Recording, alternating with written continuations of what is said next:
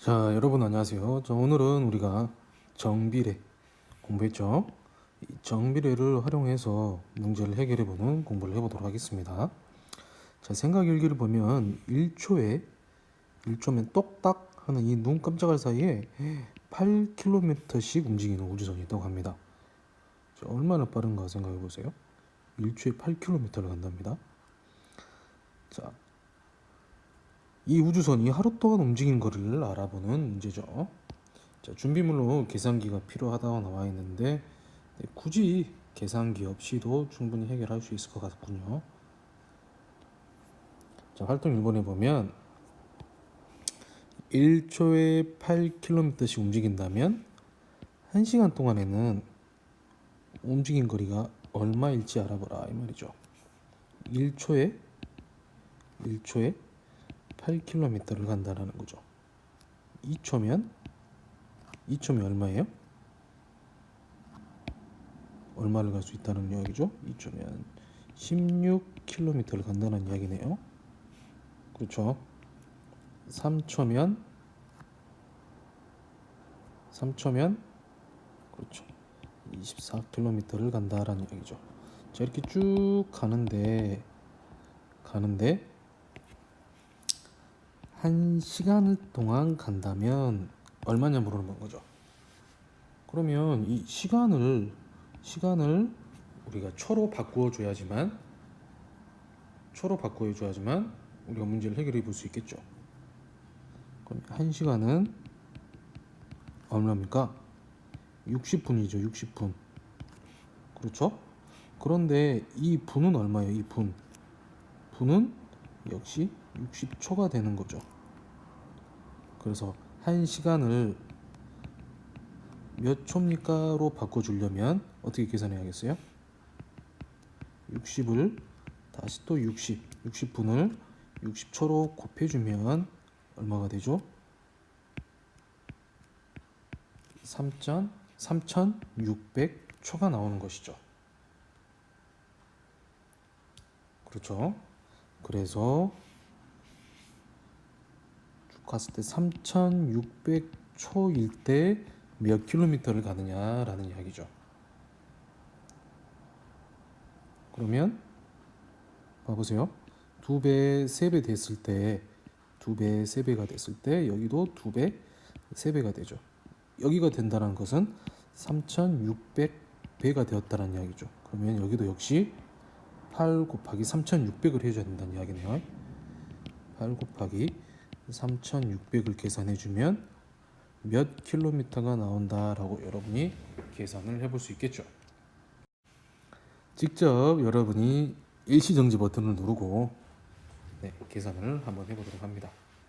자, 일시정지 버튼 누르세요. 시작. 누르고 계산을 해보면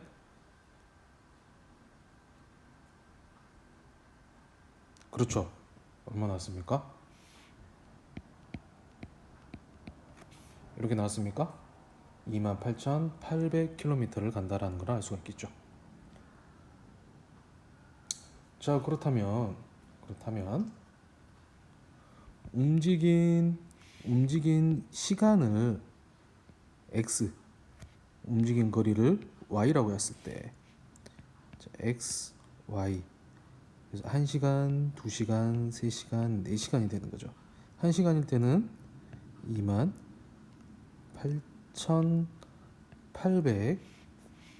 28,800km를 간다라는 거죠. 2시간일 때는 여기 28,800에다가 곱하기 1을 해줘야 되겠죠. 1배, 2배, 3배 늘어나면 여기도 역시 정비례니까 2배, 3배, 4배가 늘어나는 그런 식으로 되겠죠. 그래서 움직인 거리는 y는 어떻게 쓸 수 있습니까?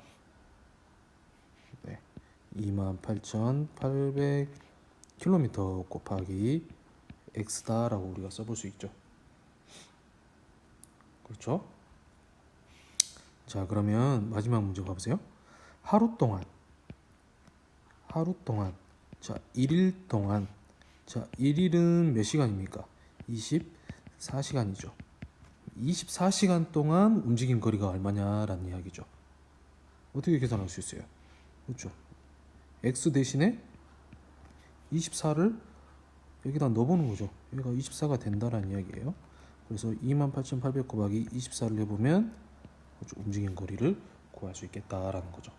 계산이 좀 복잡하지만 한번 여러분 직접 한번 해보도록 합니다. 자, 활동 2번을 한번 볼까요? 활동 2번에 보면 지구가 자전하는 시간과 적도 위의 한 지점 움직이는 거리 사이의 관계를 알아보라 그랬습니다. 자, 지구가 스스로 한 바퀴 도는 것을 바로 뭐라 그러죠? 자전이라고 그러죠. 과학 시간에 공부했죠? 자, 그리고 적도를 따라 잰 지구의 둘레는 약 40만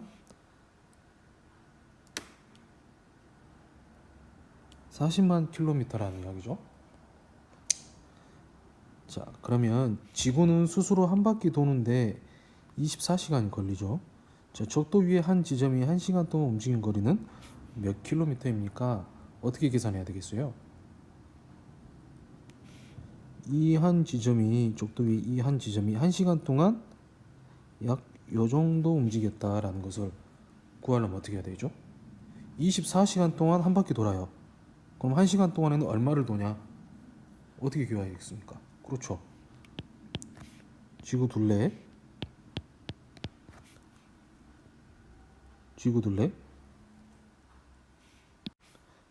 4만 킬로미터를 1시간 동안 구한 거리를 구하려면 24로 나누어줘야 되겠죠. 그래서 요거를 계산하면 아마 소수점이 나오는데 소수 첫째 자리에서 반올림을 하라라고 그랬습니다.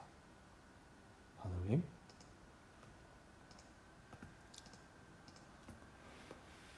그래서 4만 나누기 24를 하면 1666점 계속 066하고 계속 나올 거죠. 자, 그러면 이거 소수 첫째 자리에서 반올림을 할 수 있다라는 거죠. 그럼 어떻게 구할 수 있어요? 1667km다. 그래서 적도 위에 한 지점이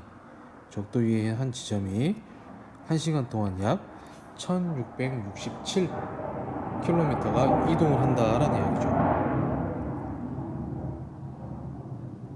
그래서 x, y 요거는 시간, 이거는 거리.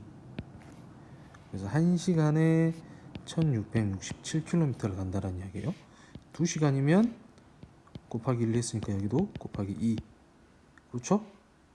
3시간이면 여기에서 곱하기 3. 이런 식으로 우리가 정비례라는 것을 우리가 알 수가 있는 거죠. x, y 관계식으로 나타내면 y는 거리는 얼마죠? 1667 곱하기 x다 라고 우리가 관계식을 써볼 수 있겠죠. 그러죠? 자, 그러면 적도 위에 한 지점이 10시간 동안 움직인 거리는 10시간이다. 자, 봐보세요. 여기서 시간에 해당한 거는 x가 바로 시간이죠. x가 시간, y는 거리다. 움직인 거리가 얼마냐고 물었습니다. 그럼 이 x 대신에 여기다가 얼마를 넣어야 돼요? 10을 넣는다라는 이야기죠. 그랬을 때 거리는 여러분들이 쉽게 구할 수 있겠죠. 그렇죠? 그 다음 3일 동안 여기는 지금 x는 뭘 나타내요? 여기는 시간이죠. 그럼 여기 이 시간 안에다가 바로 3을 넣으면 돼요? 안 되죠. 왜 안 됩니까?